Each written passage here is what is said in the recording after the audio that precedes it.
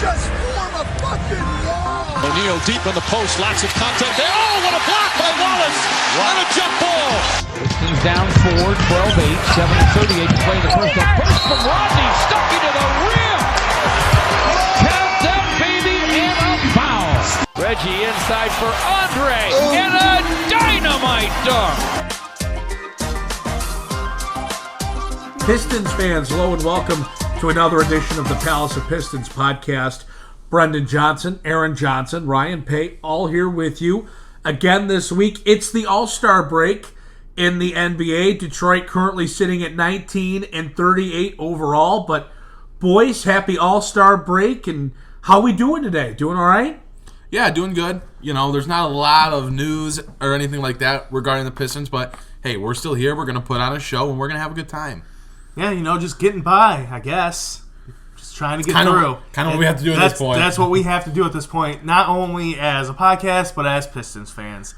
Just get through it. We're sitting here discussing, well, what do we want to talk about on the podcast today? What can we really get into? And, well, it's kind of a great question because there's so few debates to be had, and I just do want to thank those that reached out to me saying that they agreed with my stance on some of the debate we were having last week. I know some reached out to Aaron as well, but some of Aaron's close counterparts, he doesn't even know that I got a couple texts. Who was it? About Mom? him. No. Who was it? Mom? Mom's automatically on my side, so that's not even a debate. Are we sure? Okay, here's the thing. I don't believe anyone reached out to anyone. It wasn't on Twitter. It didn't happen. How about, hey, listen to the pod last week. Totally agree with you. Don't understand why Aaron is so high on Lewis King. Who said this? One of your friends. Oh. One of your friends. Interesting. I mean, he's our friend, but I mean, he's your friend. So. On Twitter. No. This was a text a Snapchat message, actually, I received. So. Oh. Screenshots on Twitter or it didn't happen. Swear to God. Wow. I think the kids are now saying Expose them. All right, I'm going to throw the name out. Don't. Thank you. You don't have to. Just put it on Twitter. You don't have to put it on the pod.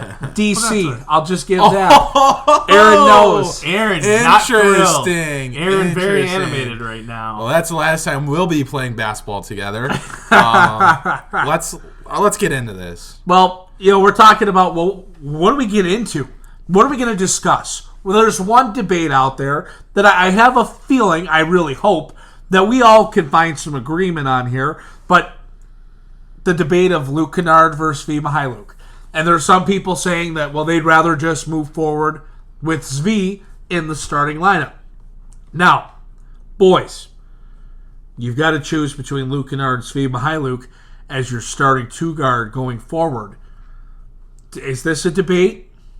Where's your mind at, Aaron? Where are you on this? So the way I see this, and I get some of the merits of the debate. Svi is not going to have to get paid as soon as Canard. Svi has come on, and when he started, done some of the things that Canard has done, and shooting-wise has done it even better than Canard. But at the end of the day, the way I see it is this is still Luke Kennard. Luke Kennard before he got hurt, was playing the best basketball of his career, and everyone was talking about how this guy is going to be like the next big Piston, And I don't understand, if it's just because he hasn't played recently or what the situation is that people have kind of turned on him. But this is still Canard to me. Average 16, 4 and 4 before he got hurt. Over 44% from the field, 40% from the three-point line. Had been playing really good basketball. So the way I see it, this is still Canard in this debate. I like Svi a lot, but I look at Svi's shortcomings, and I don't know how much I buy into him being a great finisher at the rim. He's not the type of secondary distributor that Luke Kennard is. I just think Canard has played better, has a higher ceiling, and does more outside of just scoring the basketball than Mykhailiuk does. I think you hit the nail on the head with the phrase higher ceiling. I am in agreement. I think what we're seeing from Svi right now is kind of what he's going to be the rest of his career. I still think Luke Kennard is an ascending player. I still think he has a lot of room to grow. And if they're semi-decently even, I still think Luke Kennard's better right now, and there's still much more room to grow for Luke Kennard. It's no contest for me. It's Luke Kennard. Yeah, and the other thing is we haven't seen Luke Kennard play in a while. It's funny how quickly you can forget how good someone was playing when they get hurt and you don't see him for several weeks. Especially when someone is playing pretty well, like Svi is. I very much enjoy Svi, and he is playing well, and it makes you, especially because he's been shooting better than Luke was shooting. So it does make you forget, but it's recency bias. Absolutely. It is Definitely absolutely recency bias. And you know, it's not like you can really make the argument of, oh, Mykhailiuk's this younger player, you know, there's more long-term potential with him. There's only a year difference. You know, Svi's 22, Luke's 23. And look, it's just the numbers are very, very close in respect of shooting numbers. Canard is the better overall scorer. Canard is the better distributor. Canard is the better rebounder. Neither of them are ever going to be great defensively. You know, neither of them have great wingspans. I mean, Mykhailiuk has a negative wingspan. So neither of them are going to ever be ball stoppers or, you know, great team defenders on the other side of the floor. But you kind of really have to look at them for what they're going to contribute offensively. And I think that Canard adds more of an element to your team than Mykhailiuk does. I really don't know how big of a debate it can be. And I like Svi. He's a good player. And when he's gotten his chance this season, he has, and remember, I was high on Svi. I think Ryan was too going into the season. Of that's the guy we were really looking out for. And he got that opportunity, and he's run with it. But still, Canard, again, this is recency bias because Canard started the season and was playing incredibly well. And because we haven't seen him in a couple months, people have forgotten how good he was, how excited he got people. People aren't remembering those 30-point games against Indiana. Let's not forget how amped up we got over Luke Kennard with his performances this year. And let's not forget the conversation we had this year about how the team took a huge nosedive when he went out. Yes, missing Blake Griffin, 1,000,000% hurt. Yes, Derrick Rose being injured on and off, hurt. Yes, missing Reggie Jackson, hurt. But this team was kind of, you know, skating by in the middle, and then Luke Kennard got hurt, and it got ugly. Let's not forget. Luke Kennard is just a better playmaker. He's a better fit. I just think he's just a better player. Mm-hmm. Aaron, he's just a better player. And that's not a knock on Svi. I hope Svi's here for a long time coming off the bench. I do. I love Svi. I've loved him since I watched him at Kansas. Because I watch more college basketball than I do NBA. So I've been around and known Svi forever. And when he came to the Pistons, like, I'm here for this. I like this because I enjoy him because he's athletic. He can shoot. And I'm here for it. But he's a nice bench piece. When you look at it from a per 100 possessions basis, Canard averages more points at 23.5 compared to Mykhailiuk at 19.7. He averages more assists at 6.1 to 3.6. Canard averages just 0.1 more turnovers than Mykhailiuk. And again, I just mentioned the variance in assists, and then Canard averages more rebounds as well. The numbers just kind of prove Kennard's a better player. And I get he's been able to play in the NBA another season, and I get that. But to me, if I'm building a team, am I going to take right now what looks to be just a very good knockdown shooter? He can do a few other things here and there in Mykhailiuk. Or am I going to take a guy that shoots it incredibly well, can score off the dribble, can help initiate the offense, is a good secondary distributor, rebounds well for his position and for his size? To me, I'm taking Canard every single time. I agree. No, and you guys have made the points. There's not a need to repeat them all, but I want to go back to just the first one. You talk about he's an ascending player, that higher ceiling. The guy that appears he still has more to accomplish. Svi's put together a nice year, but just of a subjective or relative complete player, Luke is more of a complete player than Svi is. Right. Yeah, that's what it is at the end of the day. And again, it's not a knock on Svi because I know there are a lot of people that like what he does and what he brings to the table, and I understand that completely. and I know that's going to upset people. Me being one of them. Right. Myself, I already said, like, Ryan and I were two guys going into this season, and we're like, Svi's got to be in the rotation. The Pistons have to find a way to get Mykhailiuk minutes. And they have, and he's played well.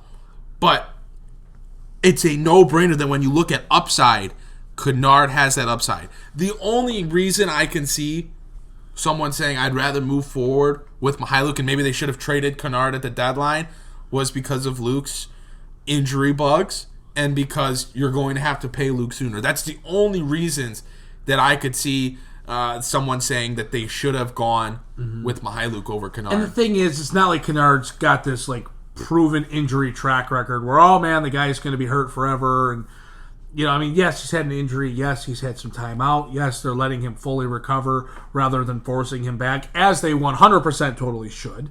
So there's not enough of even an injury record to be like, yeah, the guy's going to be hurt. He's injury prone. We can't trust him. I think it's a no-brainer. And it's nice to see, I think, that we all agree on this one. I think this is a first for us, fellas. First in a while, at least. That all three are on board.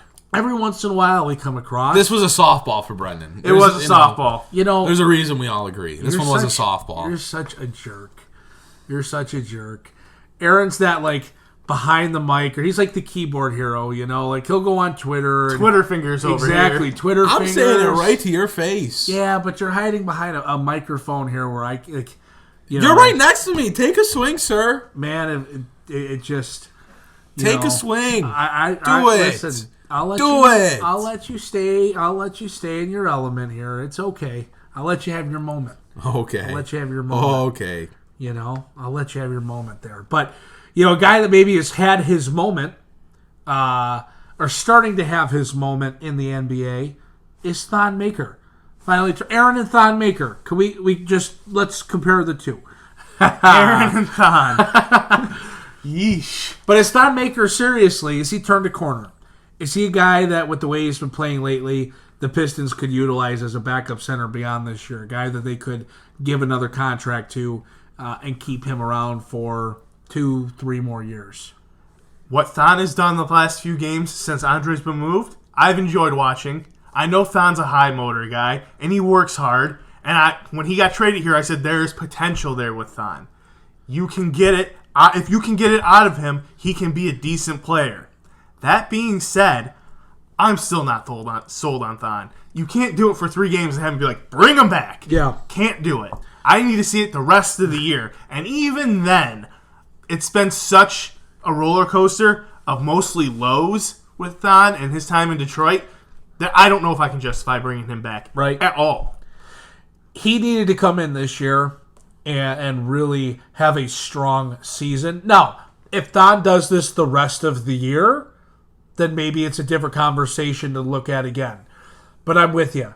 3 games into this, and we're going to go give him a contract to bring him back, like Thon, backup center of the future. Not there yet.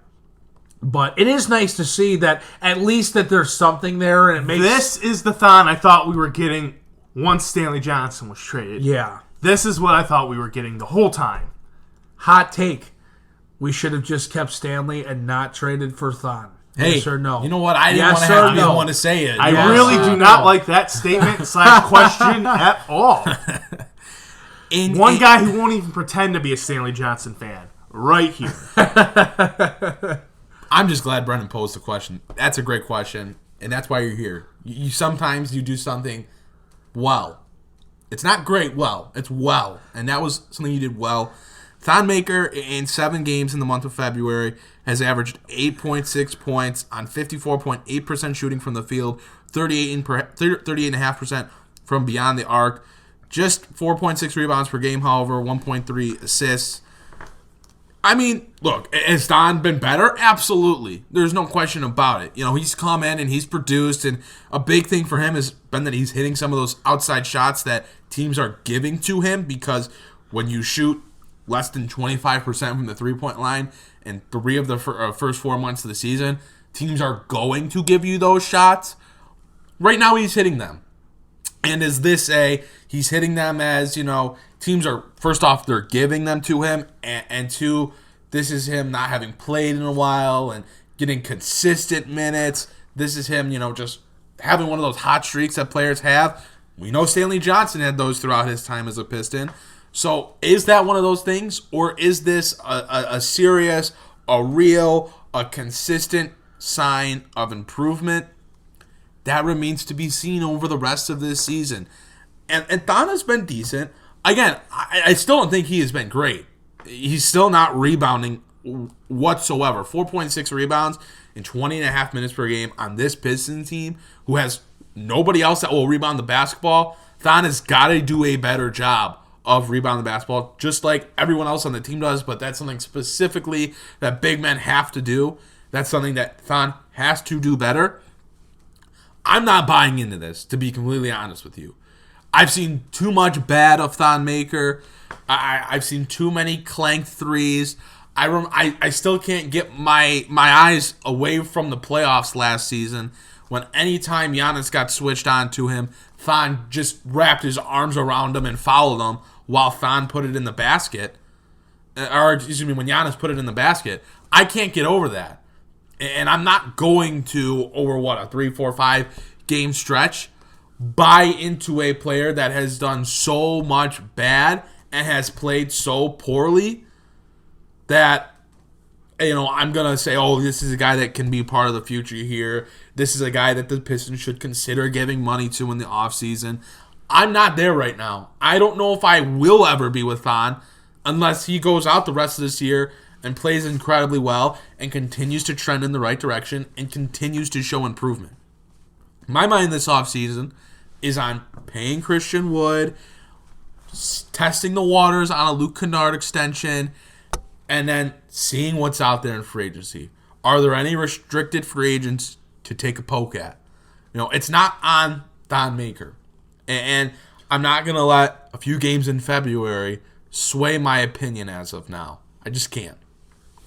You said it. We're in agreement yet again. It's good to be in agreement, Aaron. Yeah. It's very good to be in agreement. How can you let 3-4 games here, post-Andre Drummond, really sway you? How can you let that happen? Yes, it's been nice to see, and it was like, hey, Thon's actually doing something. But at the end of the day, it's not like he's been a ton better still. No, I mean, it's not, yeah. He's been like, oh, this is kind of like how he should be playing. Yeah, it's not like this is kind of what he should be doing. It's not like he's shining or anything. Right. Like, he had like that one game where he scored like 17 or whatever, and like that was fine. Like, that was fun. Great. But in general, it's not like he's just going out there and dominating or anything. He's playing pretty average, which has been a big improvement from being terrible. When being average is an improvement, you know that's an issue. And you know that can't sustain. It just can't. I don't think it will. I think he's going to come back down to earth. I think we're going to see more John Henson minutes.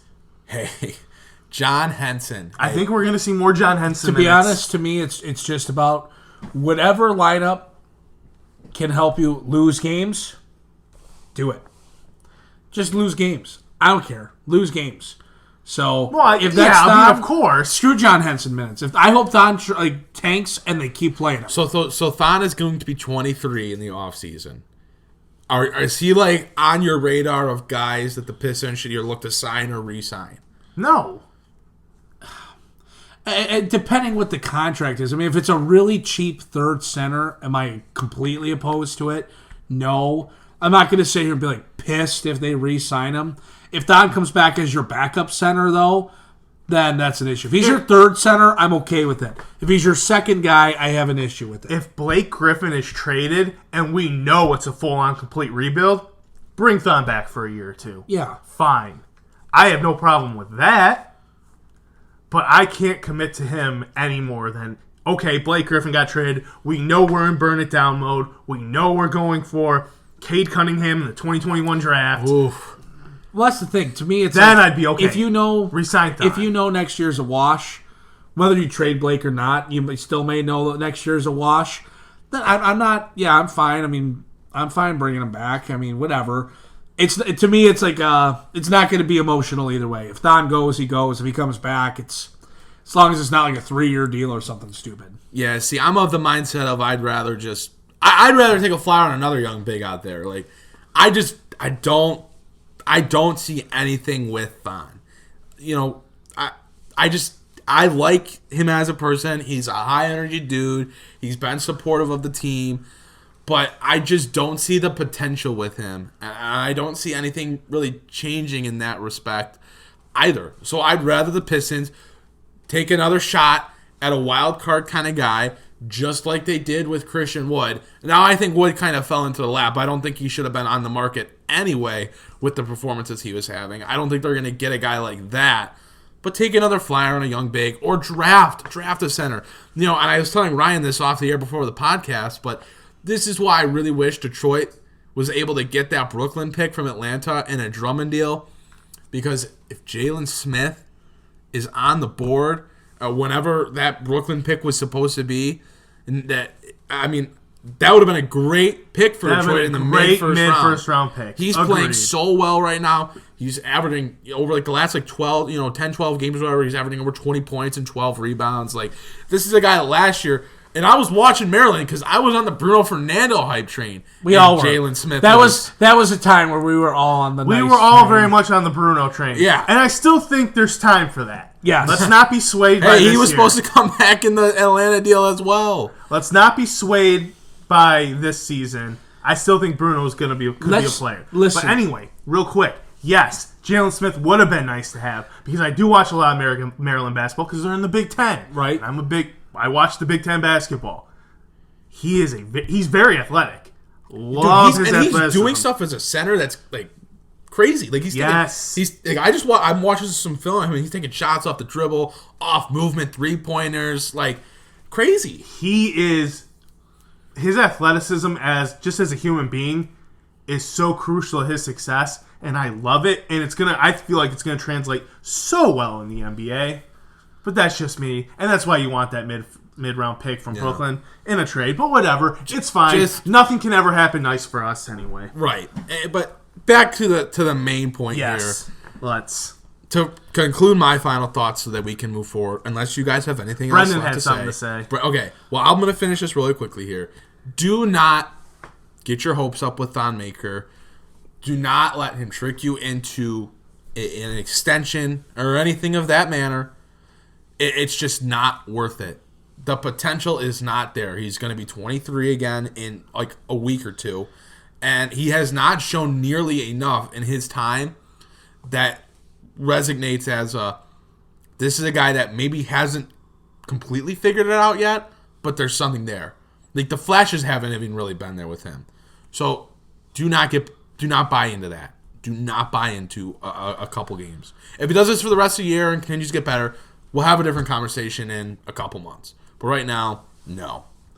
But do buy into the fact that Bruno Fernando is destined to be a Detroit Piston before his career is over. And you heard it on the Palace of Pistons podcast. That'd be wild times if that did happen. Just saying, it may be the last stop of his career. It may be when he's ring chasing. It may be a ring chase. I'm definitely kidding. A ring chase signing. Stop. Hey, hopefully I'd be okay with it. Jeez. But nonetheless, Palace of Pistons said it first. Bruno Fernando is destined to be a Detroit Piston before his NBA career is over. So you can get your hopes up. We had the scoop. They knew it the whole time. No, it was the long game. It was a long game. So, well, we just talked for 12 minutes about Thon Maker. We've done the Luke and Svi debate.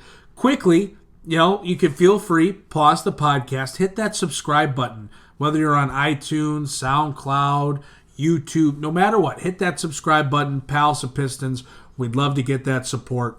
As we continue to go on with the podcast here, it is All-Star Weekend as we record, and one of the things that obviously happened over All-Star Weekend, if you paid attention to it, was the dunk contest. Now, before the pod, we were talking about it. Ryan's like, hey, I got really no interest in the All-Star Weekend. I didn't really watch the dunk contest, and that's okay, because I don't want to debate what should have happened in terms of, should Aaron Gordon have gotten the title over Derrick Jones Jr.? What I want to address is this. I've seen several people, this was said on the broadcast last night, and I've seen people, including even LeBron James, going out and saying this, that 2 trophies should have been handed out last night at the dunk contest. And Does that bother anybody else? Does that bother anybody that we're now preaching like, hey, let's give these two grown men, just give them both a trophy? It's a subjective thing. You've got judges. Is the solution to give two trophies or to just retweak the scoring? You could have given two trophies because at the end of the day, Dwayne Wade rigged that contest. So you should have just given two trophies because Aaron Gordon got robbed for the second time in the dunk contest. And now, not only him, but so far John Morant, and I'm pretty sure there was at least one other person or one other player that said they will not compete in dunk contests ever again. Because that was utter garbage what happened last night. And Dwayne Wade rigging that and giving Aaron Gordon a 9 on that final dunk so that his former teammate and Miami Heat player, Derrick Jones Jr., could get the trophy and win the dunk contest. It was just utter garbage. I would have been fine with either making it a tie or making it a them have to do something where it's like they both get one dunk and you have to decide which dunk was better. Because at the end of the day, Aaron Gordon had 450 scores. He has the most perfect scores in dunk contest history, and he didn't even win it. Derrick Jones Jr. was great. They were both phenomenal.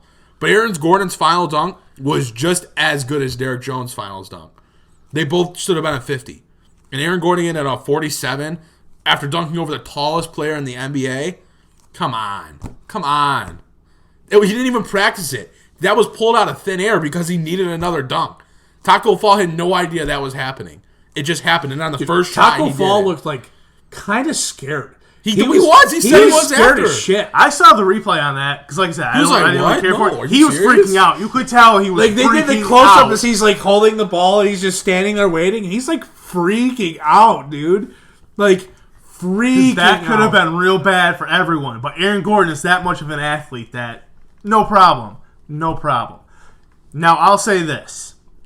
Like I've said, I didn't watch it. I watched some of the highlights. 2 trophies? What are we talking about? Exactly. It's one thing if they would have tied. We're 10 rounds deep. There are no dunks left. It's a tie. We cannot make a choice. Even then, I'd still be like, what? 2 trophies? But 2 trophies? Am I about to have my own Iverson moment here with practice? 2 trophies? Are we? I can't even fathom that was brought up as a solution. 2 grown-ass men.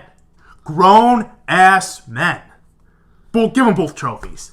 What are you talking about? There are judges, no matter how rigged it was, because I am on the side of that it is rigged with D. Wade giving his former teammate the win. It's subjective. There are judges. Who were the 5 judges again? It's D. Wade. It was Dwayne Wade, Chadwick Boseman, Candace Parker, Scottie Pippen, and then Common.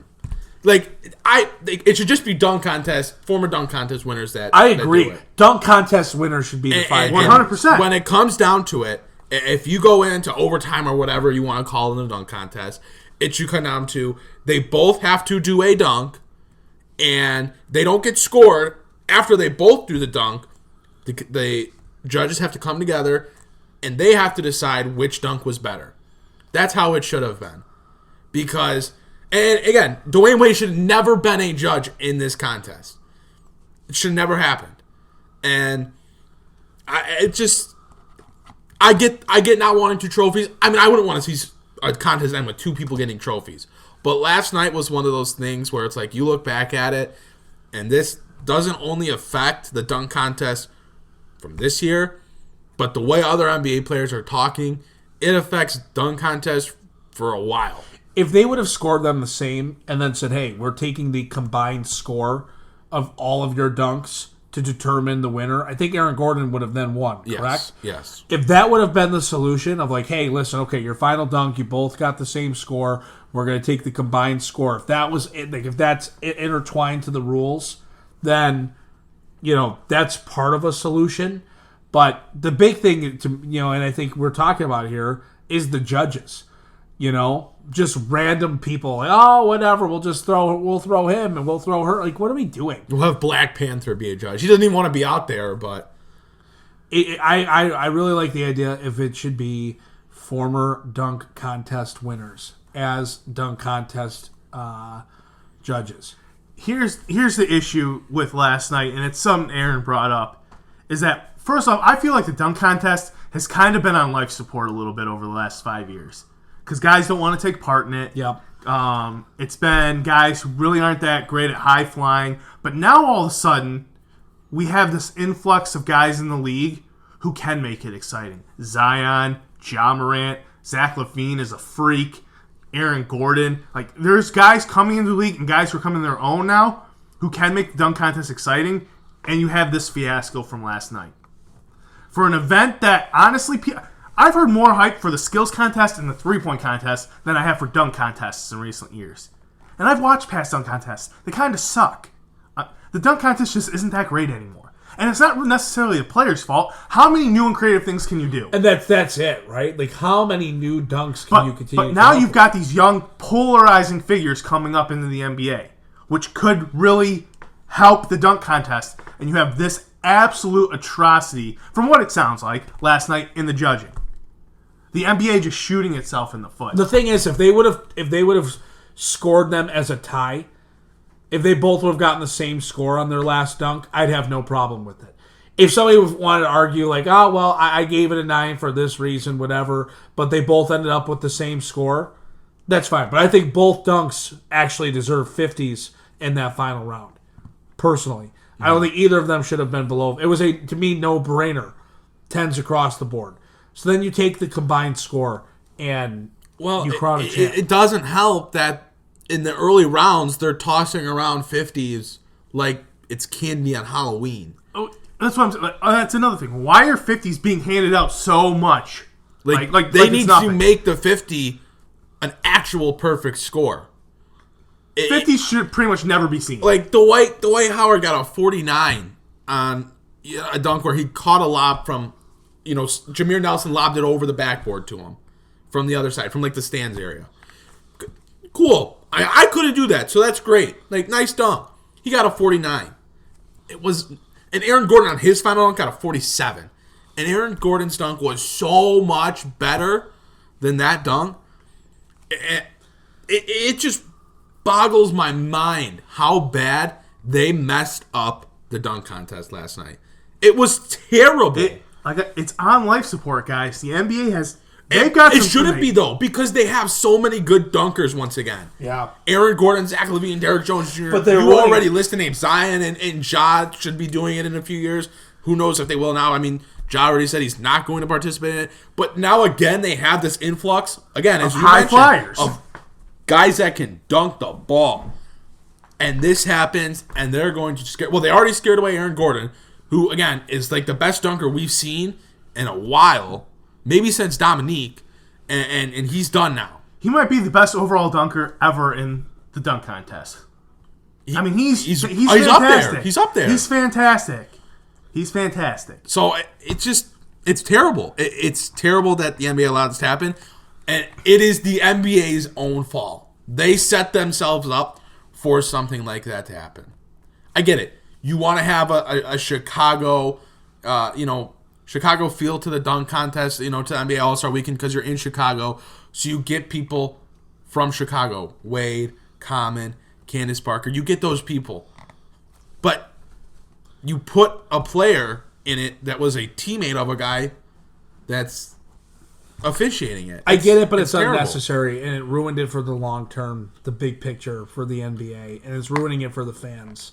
That's what sucks. Yeah. Ruined it for the fans. It blows my mind. It was pretty short-sighted. Yeah. How short-sighted the NBA was on that. And I don't know. Because like I said, I didn't watch it, but now hearing about it, reading about it, watching some highlights on it, and thinking about it, it's pretty short-sighted to have a former teammate be a judge. Yeah. I get the Chicago feel thing. That's fine. But that's pretty short-sighted. It's almost like it'd be really cool if they had the same judges every year, so you knew what different judges like to see in their dunks, and you try to tailor it. Honestly, I just wish it was the full TNT crew. Just put Shaq and Charles Barkley and all of them. Let them be the judges. That would even be fun. But I don't know. We'll see what happens. The league will do something because they're going to have to salvage this, and it's still their league, and there's going to be a way to get players to participate. So I'm not counting out the dunk contest. I'm not sure if it'll be fixed by next year, but in time. Well, boys, as we kind of wrap up the pod here, All-Star Weekend, we'll finish it with this. One thing you hope for or want to see in the second half of the season. You could go Pistons related. You can go NBA like general. Up to you. One thing that you want to see in the second half of the season, Aaron. I want to see the Pistons, young guys, start to gel and build some chemistry towards next year. Those young guys being Bruce Brown, Luke Kennard, Svi Mykhailiuk, Sekou Doumbouya, and Christian Wood. Yes, Jordan Bone and Lewis King in there as well. But of guys that can, due to contracts, be with the Pistons on a nightly basis, on a gamely basis, on a practice basis, I really want to see those five and really start to gel and get to play together. I really want to see Luke back on the court, playing with Sekou, playing with Bruce Brown, playing with Christian Wood. Remember, something that Luke does is he's a good lob passer. He's a good pick and roll threat. I think that has some potential with Christian Wood. I think Luke, stabilizes the team a little bit. Not that they're going to go out and win games, but he's a presence out there, and I need to see him continue to develop and get back into a rhythm once he gets back on the court. And again, start to build that chemistry with the rest of the young core on this roster right now. Because that's, going back to last week's argument, is what the rest of this season is about. It's about the young guys getting to play, getting to develop, getting to fail, making mistakes, and learning from those mistakes, and learning how to win even in losses. Learning how to play in close games even in losses. Because that's what it's going to be. The rest of the season is going to be awful from a wins and losses standpoint. They're going to lose a ton of games. But that's not what matters right now. What matters is that the guys that are on your team moving forward, that are part of your future moving forward, continue and begin, in the case of Luke Kennard and guys like really Christian Wood and Sekou Doumbouya, get to start gelling and get to build chemistry as a team enters a new era together. I think it's easy to say that you just want to see Sekou do well and see him come around. I think that's easy to say, and I love that Aaron took the team aspect with the young guys. I'm going to individualize it, and I'm going to go with the main point.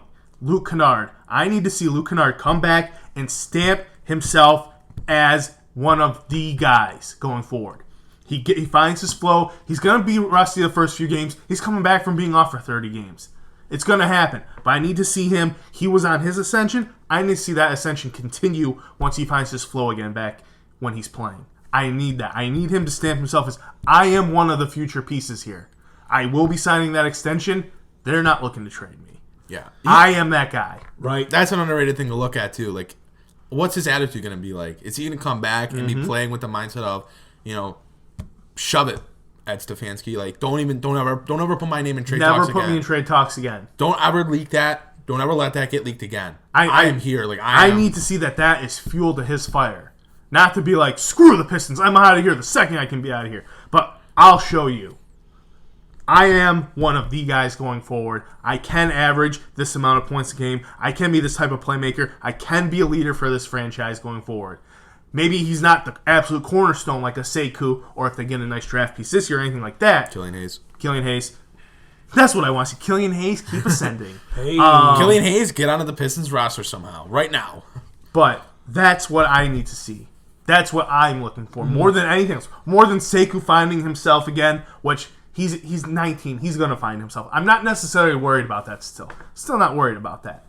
Christian Wood's doing his thing. He's fine. Yes, I want to see everyone gel, but I need to see Luke Kennard come back strong and with a vengeance. And what I want to see is both of those things, but I want to see it result in the Pistons being competitive, but not winning games they have no business winning. I'm going to flip this a little bit too. I don't want to see the Pistons in a win streak. I don't want to see the Pistons go out and end up with the 8th or 9th pick in the draft because they decided to get hot. They go out and they win 4 or 5 games in a row that they shouldn't win. That's the difference. Like 5 or 6 games could be the difference of picking 5th or picking 7th or 8th, you know? So I don't want to see it. I want Detroit to continue to bottom out.